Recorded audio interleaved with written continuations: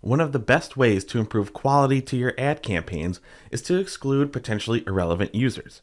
And believe it or not, sometimes those irrelevant users are your clients, your team members, or maybe even yourself.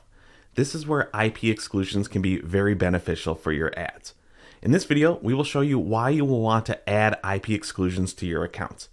We'll show you a few ways where you can find how to get the IPs that you would want to exclude, and most importantly, we will show you the few levels of where you can add IP exclusions in both Google and Microsoft ads. As I said in the intro, the first thing I want to talk about is why you should consider adding IP exclusions to your ad accounts, and I feel that there are three main reasons.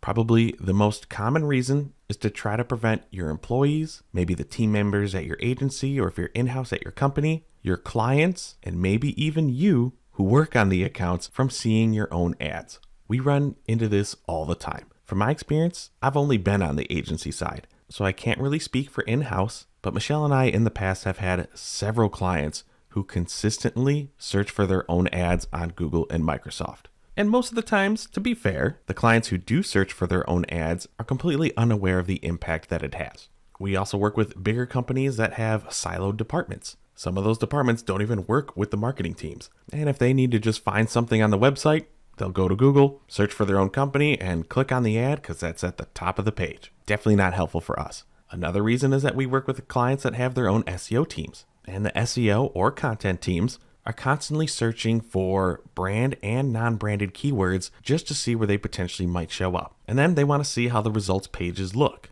especially now that different AI modes are being introduced. And as more employees or team members are searching for the brand or for potential search terms or keywords related to the brand, those can all trigger our ads. And the more impressions our ads could get, the more likely that someone will click on them, even if they just want to test out how the user experience would be for the ads. If that's the case, you should use the ad preview tools. I know they are far from perfect, but that's why they're there. So we want to try to prevent wasting our budget on team members or clients who will be clicking the ad when we know they're not going to convert and we don't need to advertise to them. Let's save the budget to try to find actual customers. So I feel that's the most important reason. The second point is that if you're searching for your own ads, you could be hurting your click-through rate. It's little, yes, but every little bit counts. And it does tie into the first point a little bit. So let's say your employees, team members, clients, you are searching for your own ads, but you're not clicking on them, you're hurting your click-through rate. Again, it's probably a little bit, but it still makes a difference.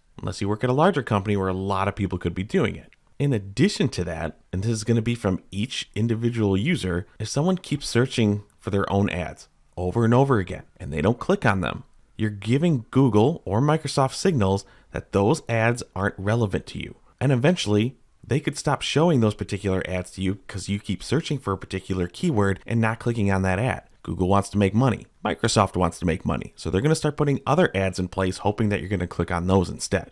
And then this is where we usually get the email or the calls from clients saying like, hey, I searched for my ads, I'm not seeing them. And we find out how often they've actually been doing it. Doesn't mean your ads aren't showing. It's just that the platforms aren't showing those particular ads to you because you've already told them that they're irrelevant to what you're searching for. And another reason might be a little bit of a stretch, but we have run into this scenario a couple of times, is that you may want to prevent former users who have access to the account from seeing your ads. You hate to assume the worst from people, but previous agencies, former employees could get mad. So just by doing a little bit of digging, possibly in Google Analytics, we're going to show you how to do that. See if you can come up with a list of former agencies or former managers on the account. Anyone who's maybe had access to the accounts beforehand, make sure that their IPs are excluded within the account. That's why we encourage you to try to add as many employees as possible so that even if they leave and they may be angry in any way, they want to try to click on your ads and think that they're coming up with some huge revenge plan by costing you money, it's already blocked out. So the sooner you get your current employees blocked out, hopefully you don't have to worry about it too much in the future. Okay, that being said, let's look at a few ways that we can find IP addresses so we can start excluding them from our campaigns. Well, before we can add IP exclusions to Google Ads, we need to know what IPs to exclude. And here are the easiest ways to find out the IPs. First, if you want to exclude yourself, which you should, just Google, what is my IP? Beautiful website. I've used this for years. You just click on it and it's giving us the version 6 and version 4 numbers. If there's additional information, of course I have to block it out, but literally with just a couple clicks of a button. I'm 99% sure, looking at Microsoft's help articles, that in Microsoft, when we show you how to add it, you can only exclude version 4 IP addresses. But for Google, you can either exclude version 6 or version 4. I'm not going to get into a whole explanation of the differences of them. Just notice in terms of excluding yours, here's a way to find it. All right. Since the ads are causing a lot of issues on this site, let's move to the next way on how to find IP addresses that you may want to exclude. And that is going to be in GA4. I've already clicked on the gear icon down below here. That is your admin section. You can see I'm under property settings. Under data collection and modification, I'm in data streams. So first, click on the stream that you want to review. Odds are you just have the one, but if you have multiple data streams set up within the GA4 account, you can do this process for each data stream.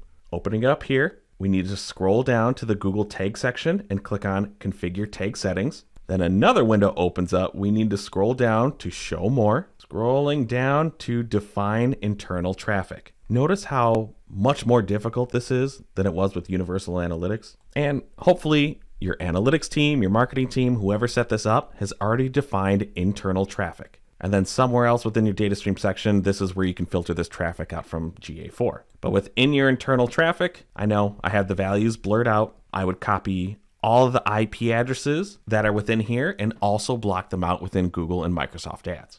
And if you want me to click on this link, I'm not going to, because it literally just pulls up the Google results for what's my IP, the one that we just discovered. Here is where I've typically found multiple company IPs, previous agency IPs, all those sort of things, stuff that we would want to add and exclude from our ad accounts too. If you're completely stuck or it's just a large company, my response would be, well, if the company is really big, probably have an IT department or they outsource their IT services. Work with your contact or work with the IT department to get those list of IPs. And yes, it could be a range, and somehow get that information back. If it's one of those things where you're just not getting a response, then I don't know what else to tell you. You got to get that information from the IT department. Or if you're a small team with several remote workers, have all your employees on the team who visit the site frequently send you their location IPs. But those are pretty much the main ways we use to find IP addresses to exclude. But first, I'm going to head into Google Ads and show you where we can exclude these IPs. The first way you can exclude IPs in Google Ads is at the account level. And to do that, we need to head to the account settings. So go to the gear admin icon, and there we see account settings. There you will find your IP exclusions. Now, we didn't always have IP exclusions at the account level. Account level IP exclusions will work across all your campaigns: search, display, performance max, demand gen, shopping, video campaigns.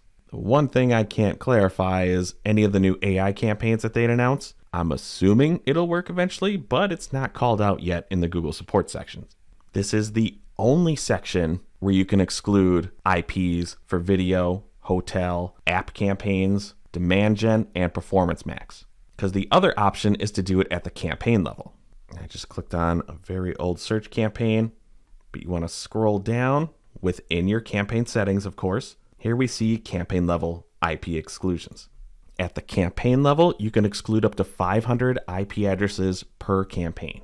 Very important to note, campaign level IP exclusions do not override any account level exclusions. In this case, with these settings, if you do use IP exclusions at the campaign level, Google will use these and anything you have set up at the account level.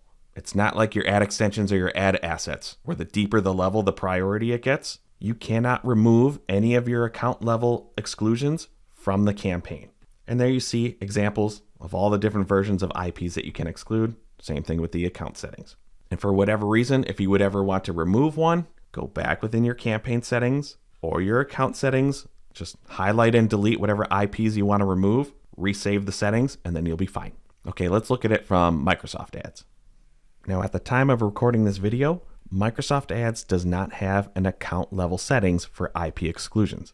Exclusions are only at the campaign level. Now, earlier I said Google has 500 IP addresses to exclude per campaign. Microsoft only allows 100 IP addresses per campaign. And I know I said it earlier before in the beginning of the video, but just a reminder, you can only exclude version 4 IP addresses. I'm already in a specific campaign in our demo account, so you just need to go to settings, and then we'll scroll down. We need advanced settings. Scrolling down again. Here we see a portion for exclusions. There's websites, but here is IP addresses.